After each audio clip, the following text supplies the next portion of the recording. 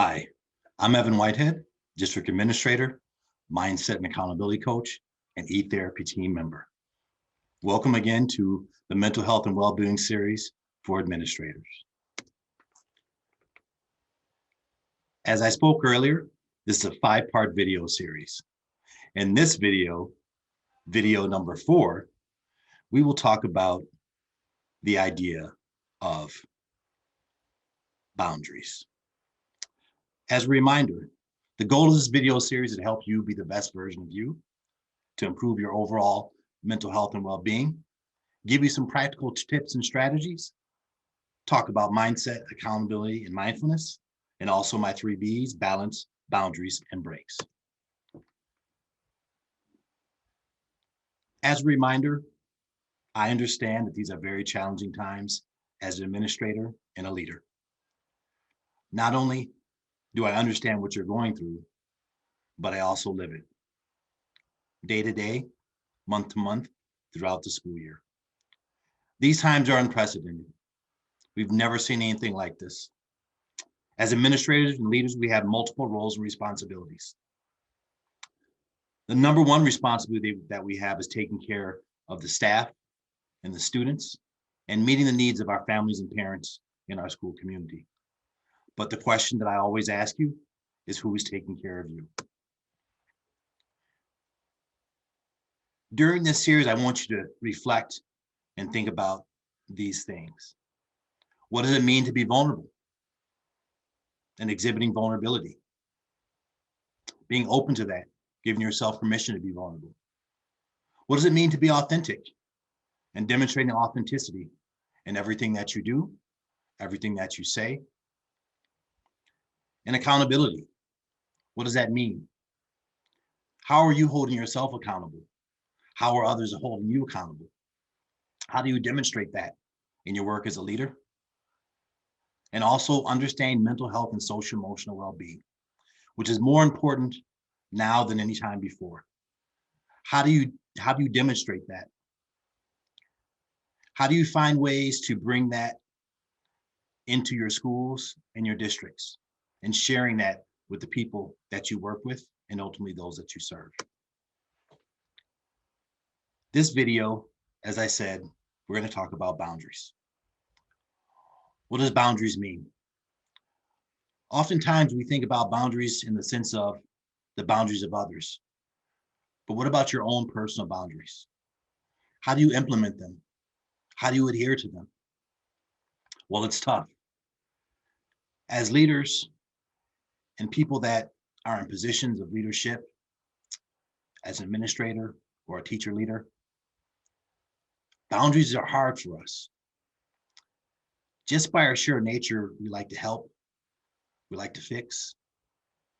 And anytime someone needs something, we always feel that we have to be there no matter what. But that's often not the case.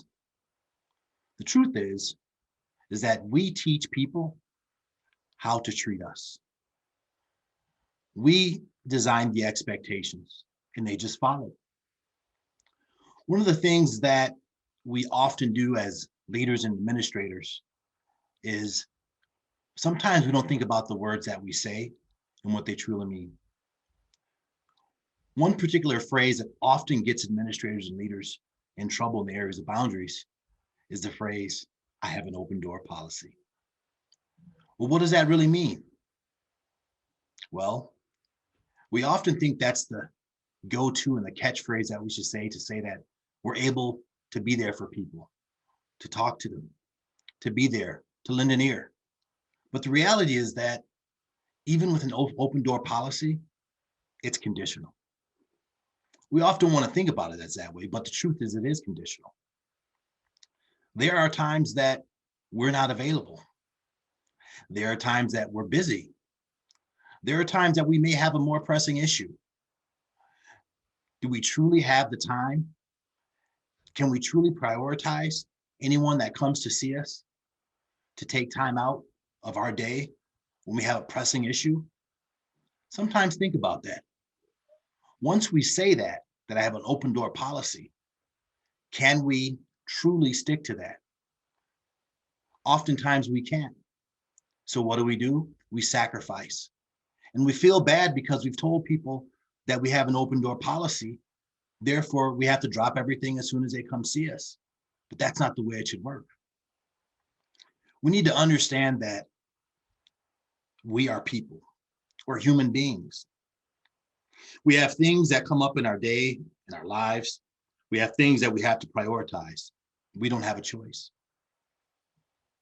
But the truth is, when we think about it, as leaders and administrators, how often do we actually say no?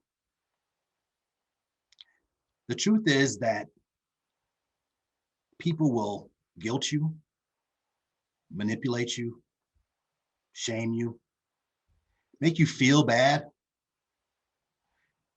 And therefore, it's hard for you to say no. But we can. We need to say no. We need to establish the boundaries that are healthy so that we can do our jobs, we can fulfill our responsibilities, and also we can be the best versions of ourselves. For me, boundaries was tough because I wanted to please everybody. But the reality is you can't do that. As a leader, if you try to do that, you're going to burn the candle at both ends. And eventually, something has to give. So give yourself permission to say no. It's okay if you don't have time to see everybody. You don't have to please everybody. You have to establish your own personal boundaries so that you can be successful. You can remain healthy. It's truly important. Well, you ask, well, that's great advice, Evan, but how do I do that? Well, there's some simple ways that you can establish boundaries. First and foremost, you can determine when you're going to answer an email, when you're going to answer a phone call, if you bring your work home with you, if you bring your work with you on vacation.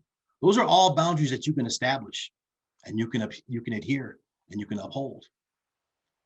How often do you feel the need to answer a text message, answer an email on the weekend, after work hours, when it's not an emergency? Are those things that seem to be emergencies? Are they things that can wait until Monday, or do they have to be answered right away? When people know that you're going to respond to an email or a text message or a phone call, they begin to do it. And then they cross your own personal boundaries. You've allowed them to come in. So thinking about that, what are some other ways that you can establish your own personal boundaries? Well, think about your meeting times. You can establish times with transition from one meeting to another within your schedule. You can actually put that in your calendar. You don't have to set up back-to-back meetings.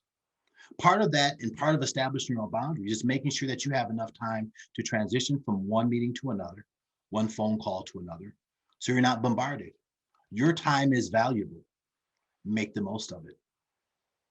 Also, build in times in your schedule for yourself. Times that you may not be doing anything, but you just need that time to recuperate, to rest. Even a brain break is quite okay. So think about some of the things that you can do in your day to make things a little easier for yourself. Establishing your own personal boundaries. Remember, give yourself permission to say no. It's okay to say no. Implement and adhere to your own personal boundaries.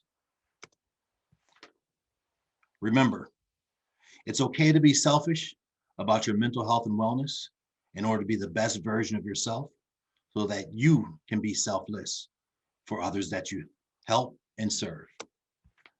I'm Evan Whitehead for eTherapy, and remember, be well.